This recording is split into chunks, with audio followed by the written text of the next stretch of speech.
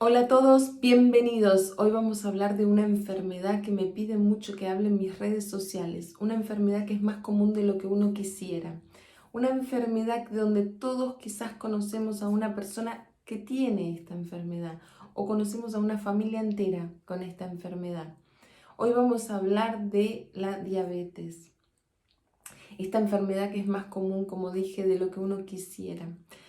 Pero hoy vamos a hablar concretamente de las razones emocionales que causan a una persona tener diabetes. Las causas emocionales, esa raíz que causa a una persona a tener diabetes, que no tiene nada que ver con el alimento, que no tiene nada que ver con ser hereditario, porque no hay nada que sea hereditario. Las enfermedades no son hereditarias.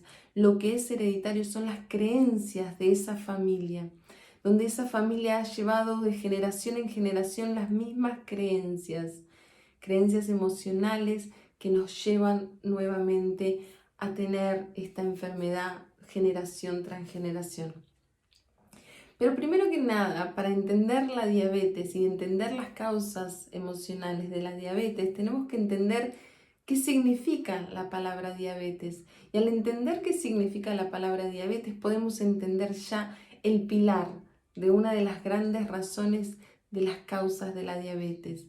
La palabra diabetes viene del prefijo di, de separación, de división, y de la palabra Beth, que es la segunda letra del alfabeto hebreo que significa casa. Entonces, entendiendo esto, podemos entender que la palabra diabetes significa la casa dividida. La casa está separada. Al entender eso, podemos entender ese pilar más grande que encontramos siempre en una persona que tiene diabetes.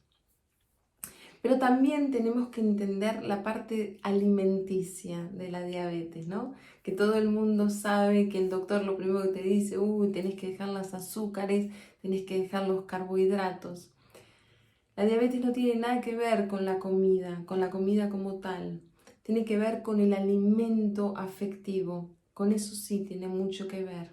Ese alimento que también viene de nuestras madres, porque el primer alimento que tuvimos fue con mamá, el pecho de mamá, la leche de mamá. Ese fue nuestro primer alimento cuando nacimos. Ese alimento que quizás nunca tuvimos, ese alimento afectivo que quizás no tuvimos incluso con mamá, donde no sentimos que lo tuvimos. Ese alimento afectivo, esa carencia afectiva de alimento. Eso tenemos que buscar en la diabetes también. La persona que tiene diabetes se siente que no tiene dulzura, que le falta dulzura alrededor de ellos. Son personas que se sienten muchas veces desnutridas alimentariamente, afectivamente, desnutridas de amor, de dulzura, desnutridas de afecto. Las personas con diabetes tienden a tener estas emociones en ellos. ¿Pero por qué? Y ahí vamos a tener que volver a la parte de la casa dividida. Las personas con diabetes tenemos que volver al azúcar. El azúcar es esa energía, ¿no? Cuando tenemos azúcar en el cuerpo, tenemos energía. Tenemos energía, tanta así que las personas que tienen diabetes acumulan tanto que es como que se acumularan tanta azúcar porque se están preparando para ir a una guerra. Tanto así. Es esa cantidad de azúcar que es tanta la energía que han generado que ellos podrían ir a una guerra. Podrían, dije. Porque las personas que tienen diabetes están siempre listas para la guerra, listas para la batalla, pero desafortunadamente no pueden pelearlas. No se sienten capaces de pelear esa batalla, no se sienten capaces de pelear esa guerra. ¿Por qué? Porque ya en su familia han pasado batallas, han pasado guerras reales o simbólicas, donde ellos mismos sienten que al pelear se va a separar la casa, se va a dividir esa casa. Entonces no pueden pelear. Las personas que tienen diabetes, probablemente la mayoría, viven en relaciones de constante guerra. Relaciones donde ni son felices, donde están en guerra constantemente, pero no se pueden separar. Porque al separarse recuerdan aquellas memorias de lo que ellos vivieron. Quizás sus padres se separaron y ellos vivieron una tristeza total, vivieron la falta de dulzura en ese momento. Entonces hoy ellos mismos no se pueden pelear, no se pueden separar, no pueden afastarse de esta situación que les causa esa guerra interna, esa batalla interna en ellos mismos. Las personas con diabetes, además, son personas que viven en el pasado, viven del pasado incluso. Esas personas constantemente las vas a escuchar diciendo, lo de antes era mejor, todo aquello que yo viví antes era mejor, mi vida antes fue mejor.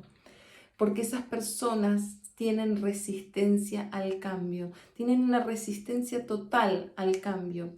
Y de ahí también viene la resistencia a la insulina. No pueden cambiar, no pueden cambiar. ¿Por qué? Porque los cambios para ellos refieren a la muerte muchas veces. Esa muerte que pasó antes en el clan familiar, donde personas en la familia fueron a la guerra y murieron y se separaron de la familia. Yo tuve un caso que me llamó mucho la atención, pero su abuelo ella tenía diabetes, su abuelo había ido a la guerra, a esa guerra civil en España, donde él siempre contaba que cuando él fue a la guerra, él fue a matar a sus hermanos y él lo vivió así y como tal. Él fue a matar a sus hermanos, él no quería ir a la guerra, pero tuvo que ir. Y él se sintió siempre que estuvo matando a sus hermanos cuando lo hizo. Y de ahí viene lo que decía hoy yo, que no hay nada hereditario, lo que hay es una creencia hereditaria. Este abuelo que vivió la guerra civil, que sintió que fue a matar a sus hermanos, y ahora hay una familia detrás de él que ahora vive las separaciones como tal, las guerras, las peleas como tal, las peleas básicas del día a día. Ellos no pueden pelear, no pueden pelear. Pelean incluso, pero no se pueden separar, no pueden decir realmente lo que ellos sienten. Estas son las emociones detrás de la diabetes. Personas quizás donde perdieron a su abuela, aquella matriarca que mantenía la familia unida. Muere la abuela, diabetes. ¿Por qué? Porque ella era la que mantenía la familia unida y ahora la familia se está separando. Ya nadie mantiene esa familia unida. Una persona, por ejemplo, que fue diagnosticada después de la separación de su esposa o de su esposa la deja o su esposo lo deja, esa familia que ellos lucharon tanto por mantener unida y ahora no está unida, diabetes, perdieron el trabajo. El trabajo para ellos no era tanto un trabajo, era una familia y ahora perdieron eso.